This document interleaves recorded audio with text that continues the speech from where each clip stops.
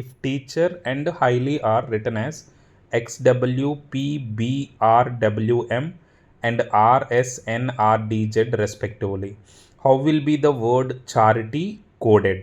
So ఈ problem solve చేసేటప్పుడు ఇది కోడింగ్ డీకోడింగ్కి సంబంధించింది. సో టీచర్కి వాళ్ళు కోడ్ ఇచ్చారు, ఏమని ఇచ్చారు, XWPBRWM అని ఇచ్చారు. అలాగే హైలీకి కోడ్ ఇచ్చారు, RSNRDZ అని ఇచ్చారు. వాడు ఇప్పుడు ఏమడుగుతున్నాడు, చారిటీ అనే వర్డ్కి కోడ్ అడుగుతున్నారు.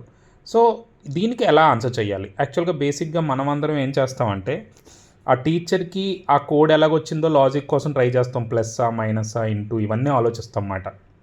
అయితే మనం ముందు సింపుల్గా ఆలోచించవలసిన థింగ్ ఏంటంటే ఈ చారిటీ అనే వర్డ్ ఉంది కదా, సో ఇక్కడ సి అనే లెటర్ ఆల్రెడీ టీచర్లో ఉంది. సో మరి సికి కోడ్ ఏముందండి, బి ఉంది.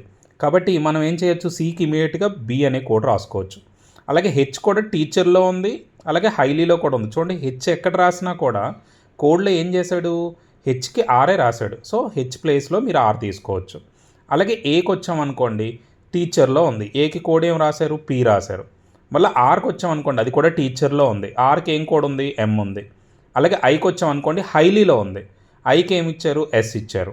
అలాగే టీకి వచ్చేటప్పటికి మనకి టీచర్లో ఉంది, మరి టీచర్లో ఏమైనా ఉంది, ఎక్స్, సో ఎక్స్ రాయొచ్చు. సో వైకి ఏముంది, హైలీలో ఉంది, సో జెడ్. అంటే ఫైనల్గా చారిటీ అనే దానికి కోడ్ BRPMSXZ.